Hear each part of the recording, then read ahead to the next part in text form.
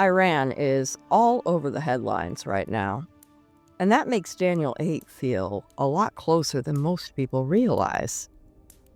When Daniel 8 talks about Persia, we're talking about an ancient kingdom connected to the region we now know as modern Iran. So right away, this chapter pulls us into real places, real nations, and real power struggles.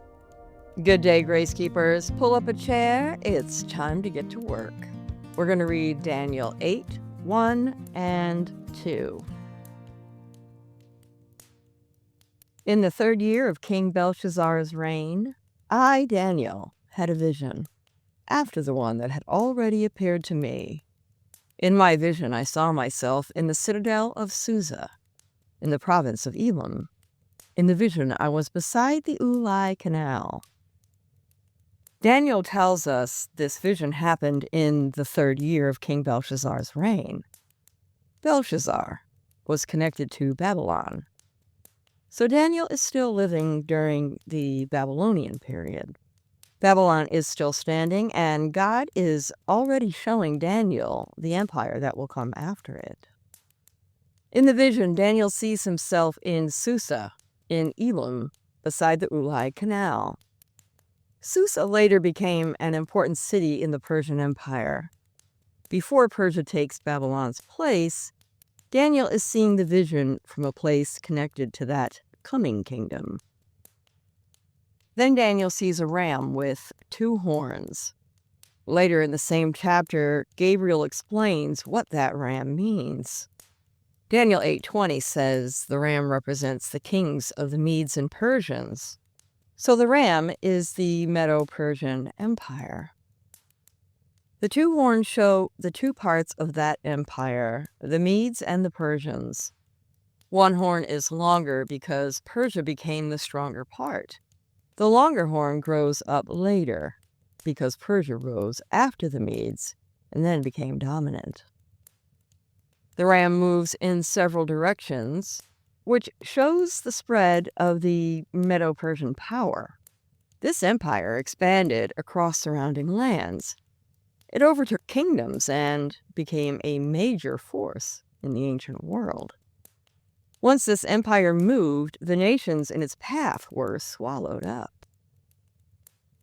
When the passage says that the ram did as it pleased and became very great, it means the empire had the strength to impose its will. It conquered widely and controlled large territories, including the land where the Jewish people lived. Persia also became the empire God used to open the door for Jewish exiles to return to Jerusalem and rebuild the temple after Babylon had destroyed it. Ancient Persia was connected to the region of modern Iran. Iran is now one of the major names tied to tension around Israel, the Middle East, war, global pressure, and the way nations are repositioning themselves. That gives us a reason to read Daniel more carefully. Daniel 8 is prophecy, and prophecy deals with actual kingdoms, real geography, real rulers, and actual pressure on God's people. When a region connected to ancient Persia becomes central in world events again, especially in connection with Israel, we should all pay attention with our Bibles open. We are going to stay grounded in the text. We recognize that Daniel teaches us to watch how nations move, how power grows, and how pressure builds around Israel, worship, and obedience to God. This opening vision gives us the foundation.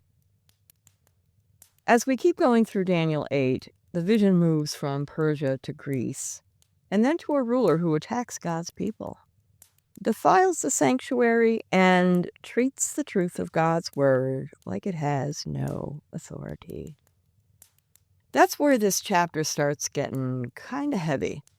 But first, we have to understand the ram. Persia rises, it expands and becomes powerful for a time. Long before that empire reaches its height, God has already shown Daniel where it fits in the prophetic story. Tomorrow we move from the ram to the goat. We're going to look at the speed of the next empire and how quickly the landscape of the world can change when God gives the word. Thank you all for being here. God bless you and yours, and I'll see you for the next study. I'll see you tomorrow, folks.